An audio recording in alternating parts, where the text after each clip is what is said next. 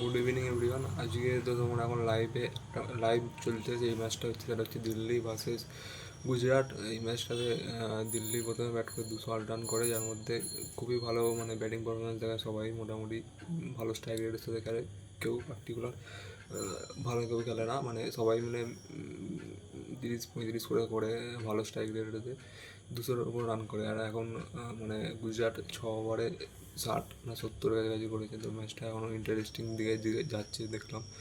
তার উপর যেটা মেন কথা হচ্ছে যে আমি মানে যার ব্যাটিংটা দেখার জন্য ওয়েট করছি সেটা হচ্ছে করুণ নায়ার তো ভালো ব্যাটিং করছিল আজকেও, স্টার্টিংও ভালো করলো, কিন্তু বাট একটা আনফর্চুনেটলি মানে থার্ড রানে খেলতে গিয়ে মানে যে ফিল্ডিং পজিশনটা রাখা ছিল সেটা হয়তো ভালোভাবে অতটা স্পট করে না করুণ নায়ার। মানে বেশি হোয়াইট ছিল না, মানে একটু মানে থার্ড রানের দিকে বেশি ভেতর দিকে ছিল। তো মানে ক্যাচ চলে যায় ওখানে, আর ভালো ক্যাচ লোকে যেন আউট হয়ে যায়। আমি তো এক্সপেক্ট করেছিলাম আজকে করুণ নায়ার ব্যাটিং দেখবো, ভালো ব্যাট করবে, তো আউট হয়ে যায় আজকে।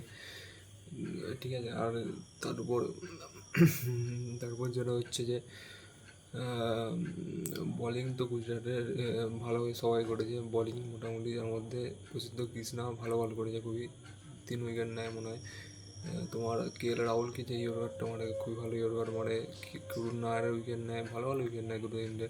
ঠিক আছে। তারপর আর আজকে আর কালকে সবচেয়ে বড় ম্যাচ সেটা হচ্ছে চেন্নাই আর মুম্বাইয়ের, দুজনেই লাস্টের দিকে আছে বলতে পারো। 5-5 ট্রফি জেতার দুটো বড় ফ্র্যাঞ্চাইজি লাস্টের দিকে আছে, তাদের মধ্যে ম্যাচ হবে।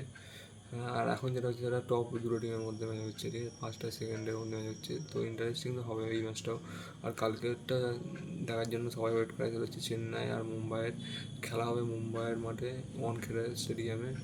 আর চেন্নাইয়ের উপর প্রেশার তো থাকবেই। ঠিক আছে। আর আমি নতুন চেন্নাইয়ের টিমেতে জয়েন করেছে হচ্ছে ডেভিল ব্রেভিস। ঠিক আছে। গুরজানপ্রীত সিং মানে একটা ভালো বলার ছিল, তার ইঞ্জুরির মানে বদলে এসছে। আমি এক্সপেক্ট করেছিলাম গুরজানপ্রীত সিংকে এবার IPL-এ দেখবো। ভালো লেফট আর্ম ফাস্ট বলার, ভালো ইয়র্কার বল করে, ভালো স্লোয়ার আছে, হাইট আছে, ভালো ভালো বলার, কিন্তু এবার IPL-এ খেলতে পারলো না আনফর্চুনেটলি, বাইরে হয়ে গেছে আবার IPL থেকে গুরজানপ্রীত সিং। আর তার বদলে এসছে ডেভল ব্রেভিস। ঠিক আছে। ডেভল ব্রেভিস সাউথ আফ্রিকার মানে বেবি ডিভিলিয়ার্স বলে থাকে। আর তুমি যদি মানে দেখো চেন্নাইয়ের একটা মানে আলাদা ধরনের টিম বানাচ্ছে। ঠিক আছে। মানে যারা বড় বড় স্টার তাদের নামে সব মানে বেবি যোগ করলে মানে ভালো মানে টিমেতে আছে অনেক সময়। যেমন তুমি বেবি মালেঙ্গা বলতে পারো পাতিরানাকে, বেবিস বলতে পারো ডিভিলিয়ার্সকে, তারপরে নূর আহমদকে বেবি রাশিদ খান কেউ বলে থাকে। ঠিক আছে। তারপর মানে শেখ রাশিদ আছে বেবি মানে ঋতুরাজ, বা তার মানে বড় বড় বলতে পারো ভালো ভালো টিমের মানে ইয়ংস্টারদের একটা টিম বানাচ্ছে ওরা, চেন্নাই চেষ্টা করছে। আর মানে এই যে টিমটা যে বানাচ্ছে সেটা 5-6 বছর ধরে খেলবে চেন্নাইয়ের, সব ইয়ংস্টারদের নিয়ে মানে বানাচ্ছে টিমটা। কারণ তোমার ধোনি তো রিটায়ার হওয়ার পরে তোমার সিনিয়রদের সেরকম দেখতে হবে না, চেন্নাইয়ের টিম ইয়ংস্টারদেরই দেখতে হবে, সেটাই হওয়া উচিত চেন্নাইয়ের টিমেতে। ঠিক আছে। তো ঠিক আছে।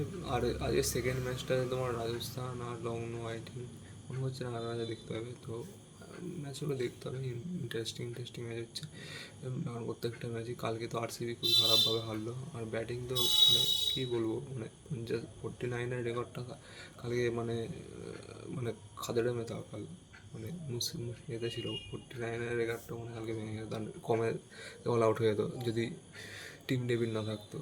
টিম ডেভিড 95 রান করেছে পুরো টিম, তার মধ্যে 50 না 52 রান তো টিম ডেভিড একা করেছে। ঠিক আছে। মানে এরকম খারাপ চলছে RCB নিজের হোম গ্রাউন্ডে, বাইরে গিয়ে সবাইকে হারিয়ে আসছে সব টিমকে, কিন্তু নিজের গ্রাউন্ডে জিততে পারছে না। মানে নিজের গ্রাউন্ড এখন RCBর জন্য হ্যাভে গ্রাউন্ড হয়ে গেছে। হ্যাভে গ্রাউন্ড মানে নিজের গ্রাউন্ড হয়ে গেছে, এরকম কি একটা ব্যাপার হয়েছে। ঠিক আছে। আজের জন্য এটুকুই।